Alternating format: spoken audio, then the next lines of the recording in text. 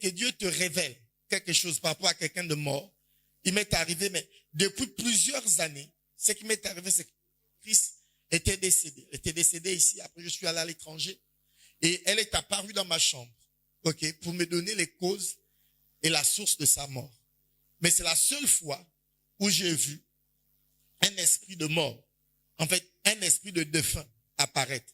Mais si quelqu'un voit ça régulièrement, est-ce que vous me suivez? C'est pas normal. La source n'est pas normale. Il y a quelque chose de défectueux dans ton prophétique. Je pense avoir discuté avec quelqu'un qui est généralement, en fait, son prophétique est attisé généralement par des informations que lui donnent des aïeux, des défunts, des personnes mortes. Est-ce que vous me suivez? Et parfois, les gens prophétisent à l'église. Voici pourquoi la Bible ne demande pas d'accepter toutes les prophéties, mais de les examiner. Quelle est la source? Est-ce que je parle à quelqu'un? Et donc, souvenez-vous, ce que je suis en train de dire, que les autels nous connectent au monde des morts. Je vais pas citer le nom d'un pays, mais j'étais à l'étranger et j'ai discuté avec un autochtone de cette nation. Ok? Et il m'a dit que une fois dans l'année, ils ont une célébration dans leur pays où, écoutez bien, où ils font à manger, ils font plusieurs choses et les défunts, donc les grands-pères, les ancêtres, viennent manger avec eux.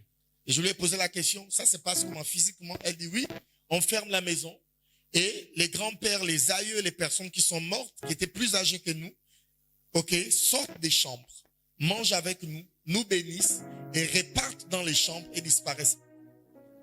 Ça existe en Afrique, ça se fait. Et peut-être, si aussi, c'est possible que ça se fasse.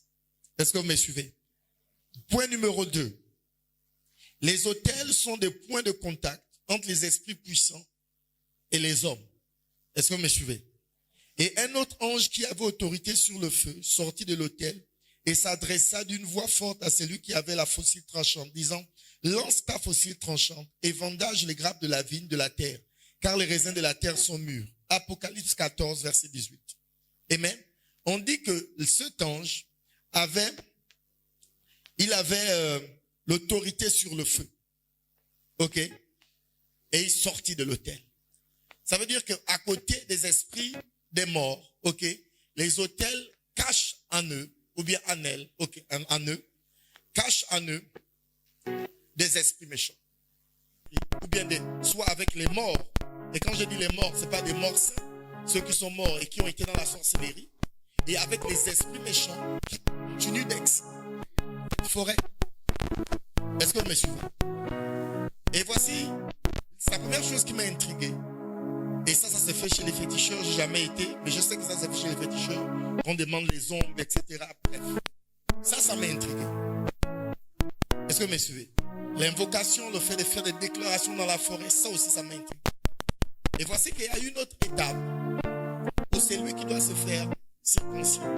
Doit être porté par un homme. Et quand il s'est fait porter par un homme, toutes ses cousines, toutes ses sœurs, etc., se mettent, s'allongent, et le monsieur qui le porte les saute, en fait, il marche au-dessus de toutes les femmes.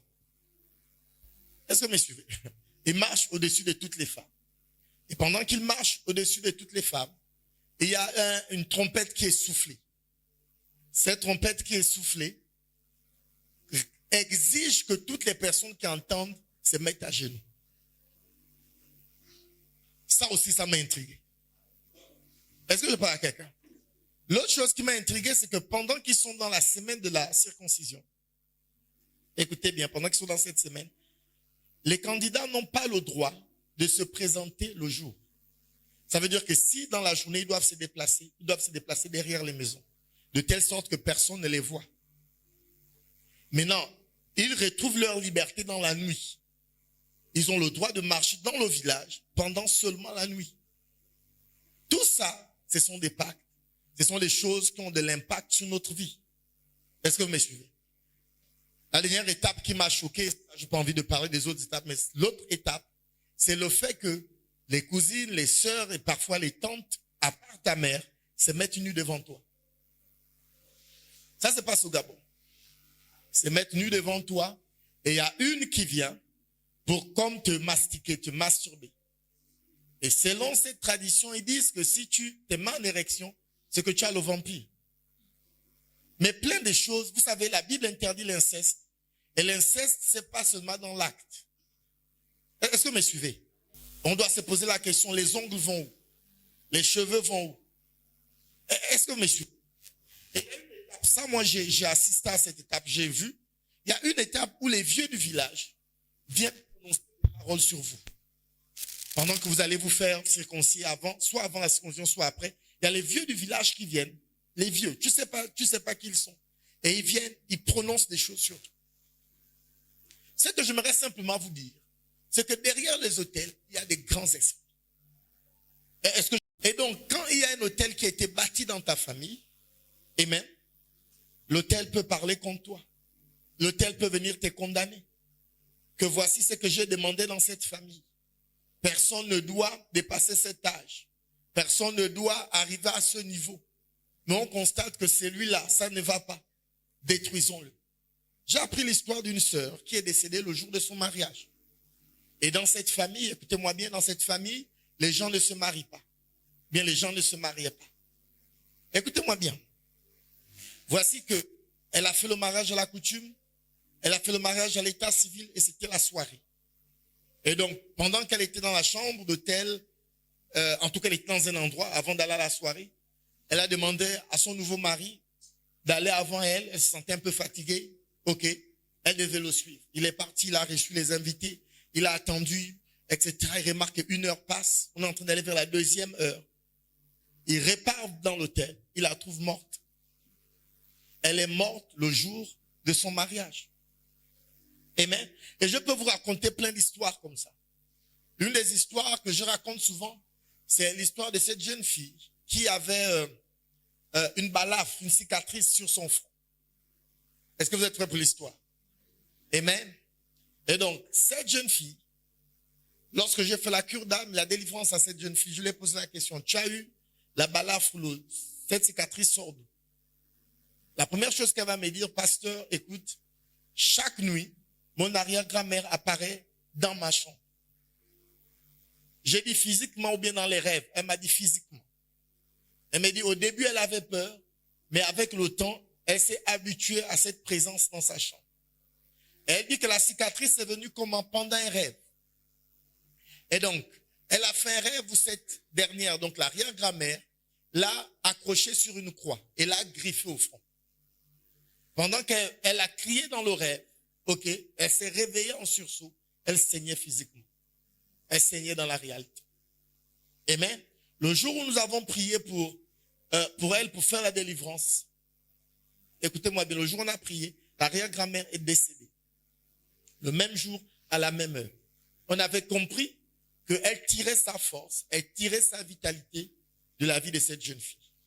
Mais l'histoire ne s'arrête pas. Écoutez-moi bien, cette jeune fille, après que je sois sorti du Gabon pour continuer mes études, je l'ai laissée dans l'église où j'étais, dans mes débuts. Quand elle a eu le bac, elle n'est pas restée dans les voies du Seigneur. Elle a commencé à s'adonner aux hommes. Et ça, c'est le rapport qu'on m'a fait. Donc, les gens qui la connaissent, qui la fréquentaient et tout, disaient que, en fait, elle est morte même avant 25 ans. Elle avait quel âge? Voilà, 22, 23. Et elle construisait déjà une grande maison à côté, sur le terrain familial, à côté de ses parents. Et elle avait un gros véhicule. Écoutez, quand vous êtes délivré des esprits méchants, quand il y a eu beaucoup de sorcellerie dans votre famille, dans votre vie, vous êtes conscient de ça. Vous avez besoin d'être doublement sanctifié. Est-ce que je parle à quelqu'un? Cette jeune fille-là, après avoir laissé Dieu et vouloir vivre dans une certaine opulence et luxure, et le jour de son anniversaire, le corps séparé en deux, dans un véhicule séparé en deux, divisé complètement. Est-ce que vous me suivez? J'aimerais juste dire que le monde spirituel existe. Amen. Est-ce que vous me suivez? Et la sorcellerie existe dans les familles. Je vous assure que la sorcellerie existe dans les familles. Je n'aimerais même pas parler de sorcellerie inconsciente. Amen. Il y a des gens pour qui ce que nous on appelle sorcellerie à l'église, c'est ça leur culture. Donc quand vous appelez ça sorcellerie, ces personnes trouvent que vous avez amené le christianisme, l'évangile des blancs. Mais ce qui est choquant, c'est que il y a des détails dans nos cultures africaines, ok, qui sont exactement toutes les abominations écrites dans les Écritures. Par exemple, la Bible interdit de faire passer ses fils par le feu, de faire sauter le feu. Mais ça, c'est fait dans plusieurs traditions dans notre pays, où on demande aux enfants de sauter par le feu. Mais la Bible appelle ça abomination.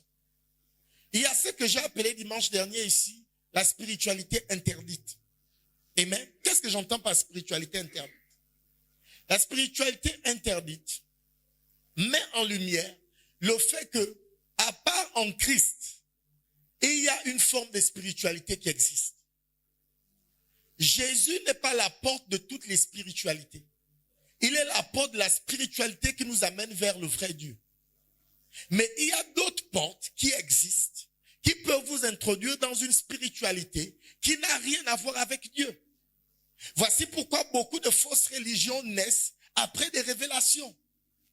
Il y a des gens qui ont créé des religions et ont dit qu'un ange leur est apparu. Ce n'était pas forcément une illusion. Il y a forcément eu un ange qui lui est apparu, mais un ange de quel côté? Est-ce que vous me suivez? Les trucs comme les gens qui se transforment en animal. Tout ça, Dieu appelle ça des abominations. Mais c'est des choses qui existent dans notre culture. On parle de feux follets. Ce sont des choses qui existent dans notre culture. Il y a des gens qui se transforment en flammes de feu et ils s'envolent et voyagent. Il y a des gens qui, pendant qu'ils sont dans un village, se retrouvent dans une autre nation et sont capables de pouvoir bâtir une vie dans cette nation pendant qu'ils sont dans le village. Est-ce que vous me suivez? Ces choses sont réelles. Ces hôtels dans les familles nous introduisent à ce que je vais rapidement appeler les malédictions générationnelles. Dites-moi comment malédiction générationnelle. Il est courant partout dans le monde que dans une famille en particulier, les membres y meurent de la même manière, au même âge, au même mois, ou qu'un comportement va dans cette famille de génération en génération. Est-ce que vous me suivez? Amen. Amen. Le premier cas, le cas d'Abraham, cas biblique, amen. Le cas d'Abraham. Abraham mentit que Sarah n'était pas sa femme. Est-ce que vous vous rappelez de ça? Amen. C'est dans Genèse 12, 11 à 14. Abraham, c'est le père d'Isaac. Isaac mentit aussi que Rebecca était sa sœur. Est-ce que vous me suivez? Ça, c'est Genèse 26, versets 6 à 7. Plus tard, Rebecca, donc femme d'Isaac, va mentir, va inciter Jacob, son fils, à mentir que Ésaü était Jacob. Est-ce que vous me suivez? Jacob va aussi mentir à son père Isaac qu'il était Ésaü. Plus tard dans sa vie, Jacob va tromper Laban, qui lui-même, Laban, l'avait déjà trompé à plusieurs reprises. Est-ce que vous me suivez? Ici, on parle d'une famille. Il y avait quoi? Un comportement qui se perpétuait. Pourtant, on parle ici d'Abraham, le père de la foi. Est-ce que vous me suivez? Ça allait de mensonge en mensonge, de mensonge en mensonge. Le deuxième cas, le cas de David. Amen. David va, et là c'est 2 Samuel 11, 1 à 12. David va coucher avec Bathsheba, femme d'Uri, et va le faire tuer. Amen. Et Bathsheba va tomber enceinte. Et quand David va apprendre qu'elle est tombée enceinte, il va faire tuer Uri. Amen. Et c'est à cause de ce péché que Dieu va combattre la famille de David. Il va dire, l'épée ne quittera pas de ton trône. Mais comment est-ce que Dieu va réaliser ceci? Regardez comment ça va se passer. Donc, ça se passe dans 2 Samuel 11.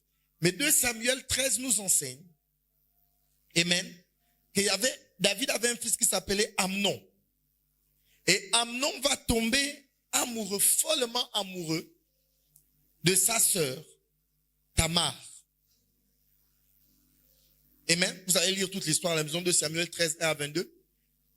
Il va sérieusement tomber amoureux de sa petite sœur, sa demi-sœur.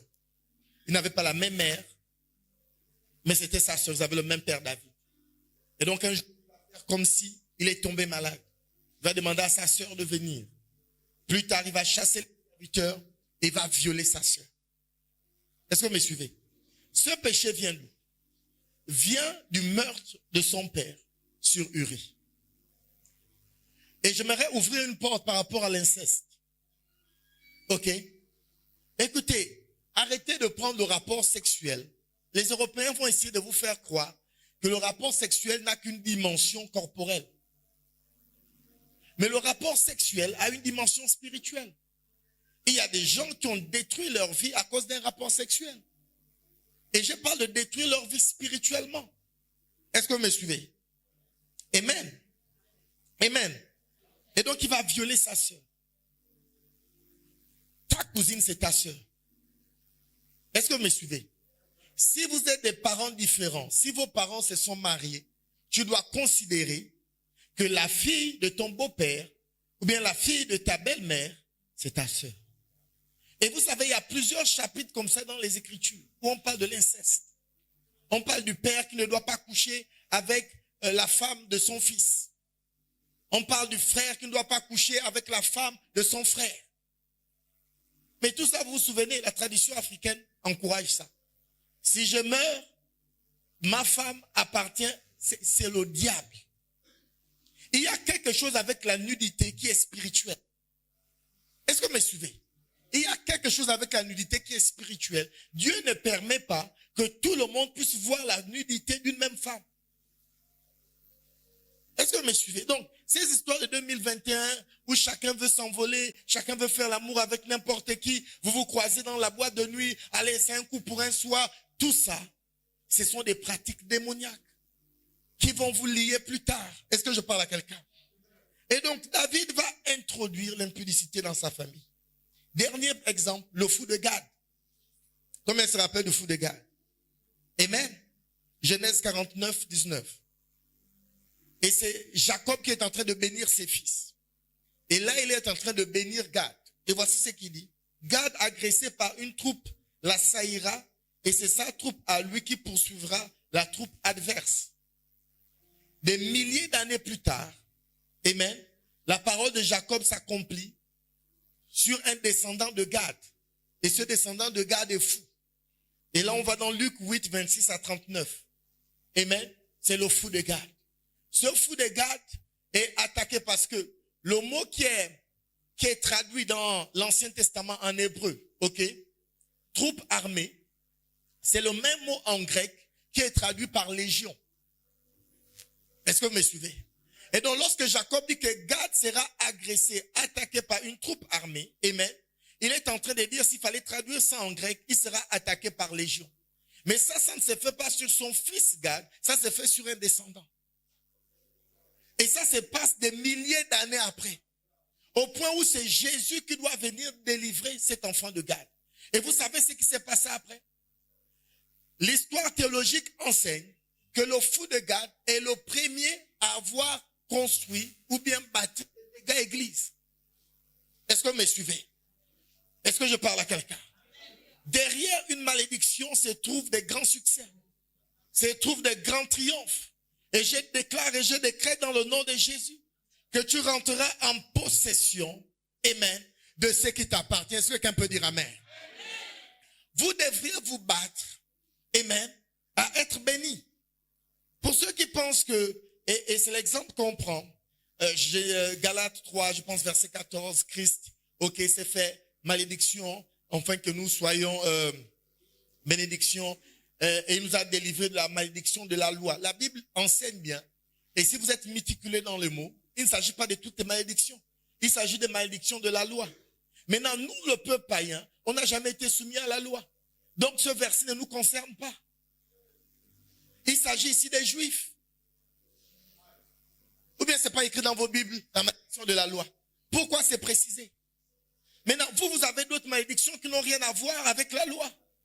Est-ce que ça veut dire que Dieu ou Jésus ou bien le sacrifice de Christ ne peut pas nous délivrer? Si. Mais après, il y a un canevas, il y a une procédure. Comment sortir de ces influences? Amen. Écoutez-moi bien. Ça, c'est par expérience. J'ai vu des gens à l'église. Ça fait longtemps. Ça fait 20 ans que je suis chrétien. 20 ans. J'ai grandi à l'église, j'ai tout fait à l'église, j'ai dragué à l'église, j'ai appris à draguer, c'est dans l'église, tout c'est à l'église. Amen. Donc écoutez-moi bien. J'ai vu des gens qui ne progressent pas. Je me rappelle une sœur, jusqu'aujourd'hui elle n'est pas mariée. Elle va me dire qu'elle va engager un travail spirituel. Écoutez bien. Elle a remarqué que les frères ne viennent pas vers elle. Les frères ne viennent pas vers elle, c'est compliqué, etc. Au début, quand tu es jeune, tu te dis, ok, le prince charmant viendra. Et puis plus tu grandis et tu vieillis, tu te rends compte qu'on n'est pas dans Cendrillon, il n'y a pas de prince charmant. Que la vie c'est le feu, la vie c'est la rue, il faut se battre. Et puis elle va décider de pouvoir commencer un travail spirituel. Écoutez bien, plus de 20 ans en Christ. Elle est de loin devant moi en Christ. Elle dit qu'elle va entamer un travail de jeûne à sec. Et à la fin du jeûne, elle va faire un rêve. Où elle va se retrouver dans une prison. Avec plusieurs jeunes filles toutes nues. Et un homme va venir et va dire, faites-la sortir. Elle va sortir de là. Elle va poser la question. Qui sont ces jeunes filles qui étaient avec nous? On va leur dire, ce sont des jeunes filles dont le mariage est lié. Est-ce que vous me suivez? Dont le mariage est lié. Voilà pourquoi des comportements contre la prospérité, contre la délivrance, contre le fait que les choses dans ta vie, tu es en train de manifester un genre de malédiction. Mais tu n'es pas au courant. Tu penses en fait que c'est toi l'ondos, c'est toi qui maîtrises les choses. Mais tu es maîtrisé, manipulé dans le monde spirituel. Est-ce que je parle à quelqu'un? Amen. Amen. Je vais donner ici les 7 marques d'une malédiction. Peut-être samedi prochain. On va continuer. Et là, ce sera briser quoi? Les malédictions.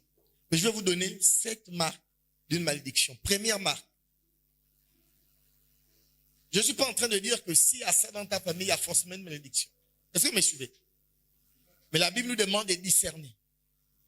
Amen. Première marque, les problèmes mentaux ou bien la dépression. Tu remarques que tu es instable mentalement.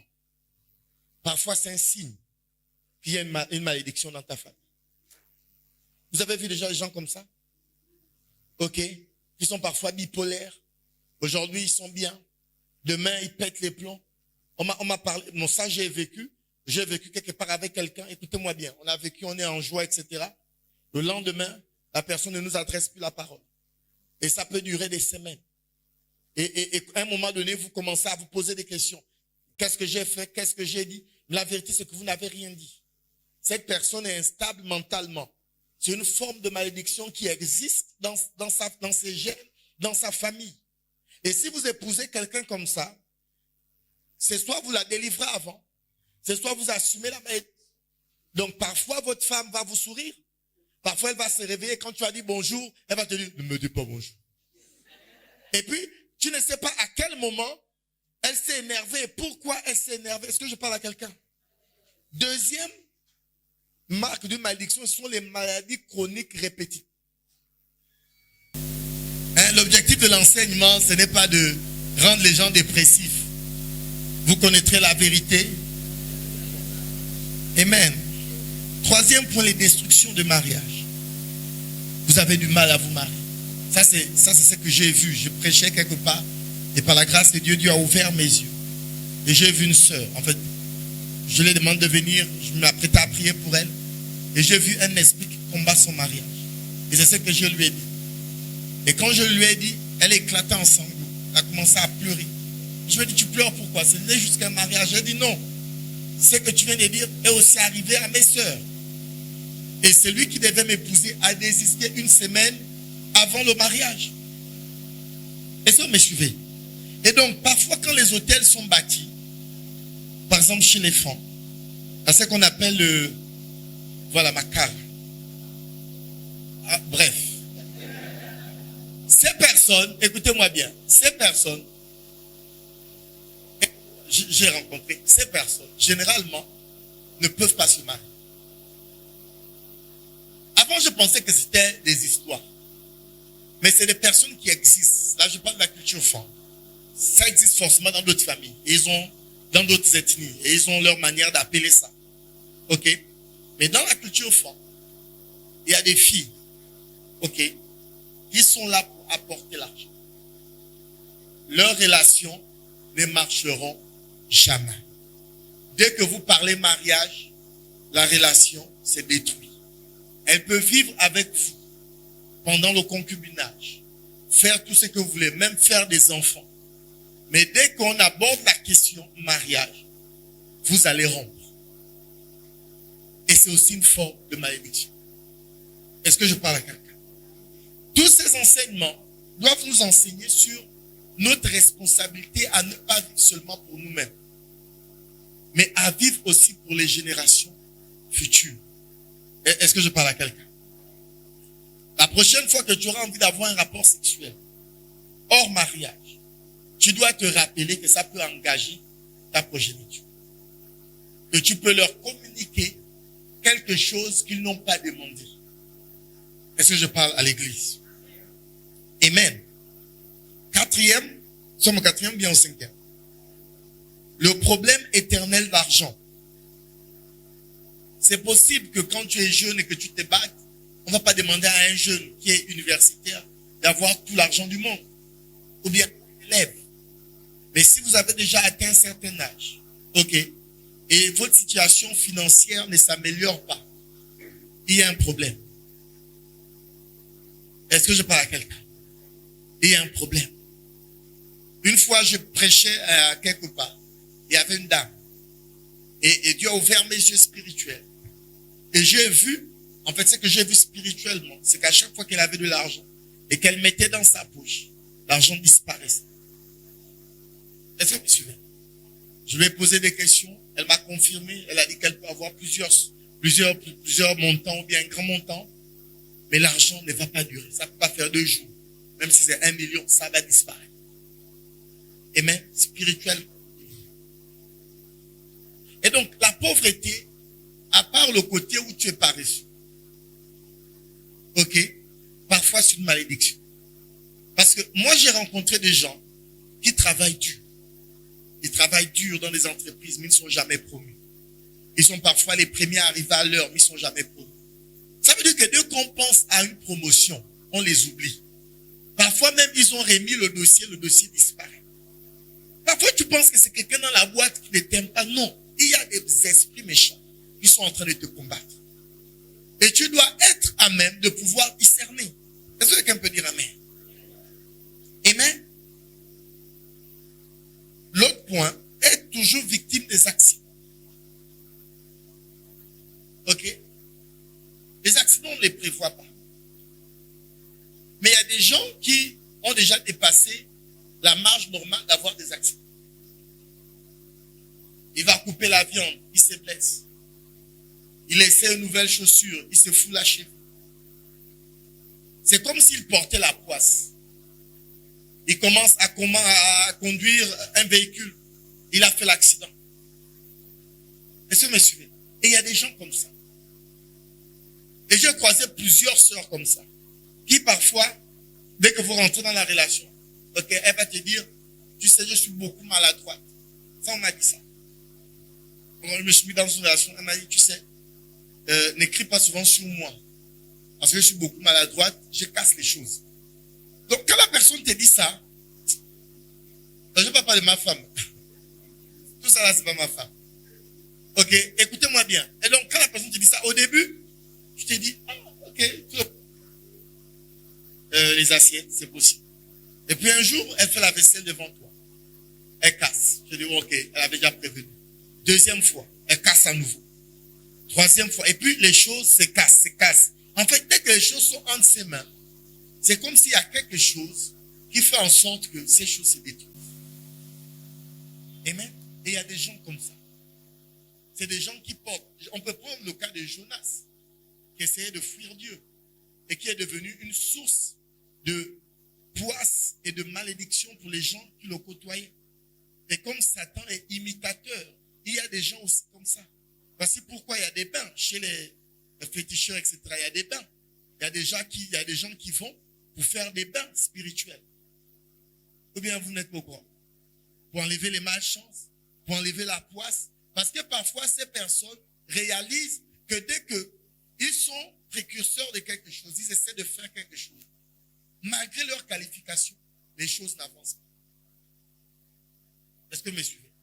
Donc, si vous remarquez que vous détruisez tout ce qui vient entre vos mains, relations, vous détruisez. On te donne une responsabilité à l'église, tu détruis. Avant que tu ne sois responsable de ce département, le département prospérait. Dès qu'on t'a mis là, c'est maintenant le désert, c'est le Sahara. Le Saint-Esprit est parti, il ne vient plus. Amen. Peut-être que tu es porteur d'une malédiction, amen, qui fait fuir la prospérité. Dernier point, si vous remarquez dans une famille, se donne facilement la mort. Ok, les suicides répétitifs, c'est aussi un signe, c'est aussi une marque. Amen. Et vous devez prier contre ça. Est-ce que vous me suivez? Amen. Comment renverser les autels de famille? Exode 34, 12 à 14. Je vais lire pour vous. Garde-toi de faire alliance avec les habitants du pays où tu dois entrer. Donc la première chose, tu dois faire attention aux alliances, aux amitiés, aux relations. À part les amitiés, la plus grande relation que tu puisses avoir avec un être humain, c'est une relation pour le mariage. Est-ce que vous me suivez? Et donc vous devriez faire attention. Tu es chrétien et ta copine ou bien ta fiancée est dans le boutique. Je suis très sérieux, ça existe dans les églises. Non, nous sommes libres ici, non, on ne peut pas imposer la religion à quelqu'un. Non, quand il s'agit de spiritualité, on impose. Elle ne veut pas emboîter le pas, change de sœur. Je suis très sérieux. Faut pas, ne jouez pas avec ça. Aujourd'hui, peut-être vous la voyez belle, vous le voyez beau, mais dès que ces cornes vont sortir dans le foyer, toute sa beauté va disparaître devant vous. Vous serez frustré. Est-ce que vous me suivez? Est-ce que je parle à l'église? Et donc la première chose, vous devez faire attention à vos amitiés. Tu es chrétien, qui sont tes meilleurs amis? Est-ce que je parle à quelqu'un? Amen. Et voici ce que la Bible dit. Garde-toi de faire alliance avec les habitants du pays où tu dois entrer, de peur qu'il ne soit un piège pour toi.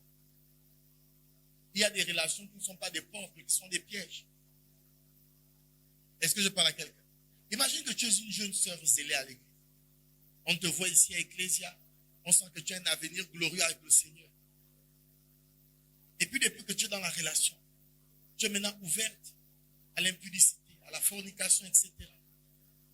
Je t'assure, de la même manière qu'il a commencé à détruire ta vie spirituelle, ton élan spirituel, il détruira ta vie physique. La destruction commence dans le monde spirituel. Et si un individu rentre dans ta vie et est capable déjà de détruire ta vie spirituelle, il va tout détruire après. Est-ce que vous me suivez? Et donc les histoires de couche avec moi avant pour essayer, pour voir, c'est de n'importe quoi. C'est de fausses propositions. Est-ce que vous me suivez? Amen. Au contraire, vous renverserez les autels. Voilà, vous devez renverser les autels. Vous briserez leurs statues et vous abattrez leurs idoles. Tu ne te prosterneras point devant un autre Dieu, car l'Éternel porte le nom de jaloux. Il est un Dieu jaloux. Est-ce que vous me suivez? Même si c'est pour vouloir paraître bien dans la famille. Les gens ont coutume à dire dans les églises de réveil, ils divisent les familles. Tout ça, c'est du n'importe quoi. C'est n'importe quoi. Pourquoi? Parce que je ne suis pas en train de remettre en cause ce qu'ils disent, c'est vrai. De vous dire, méfiez de certains membres. Dieu a dit, nous sommes dans Luc 14, je ne suis pas venu pour apporter la paix. Je suis venu apporter la division, c'est Jésus lui-même qui en parle.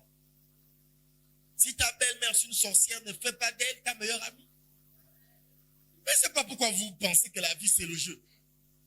Si ton beau-père c'est un sorcier, écoute, tu as pris son fils, allez, barre-toi. Est-ce que je parle à quelqu'un? N'essayez pas par amitié, ok, d'être idolâtre.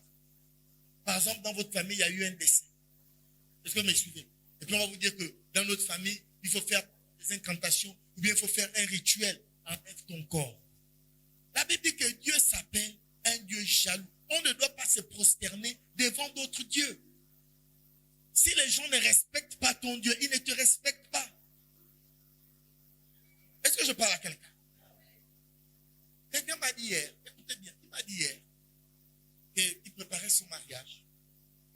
Et il allait pour être béni par sa famille paternelle.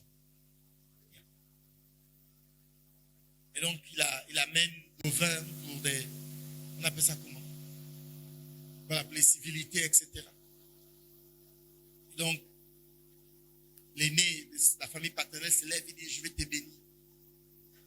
Et il crache sur sa tête. Et il y a beaucoup, vous criez là, il y en a, vous avez déjà reçu plein de sauts de crash. Peut-être dans votre voyage, vous devriez voyager pour continuer vos études. Votre père ou votre mère vous a amené dans un coin.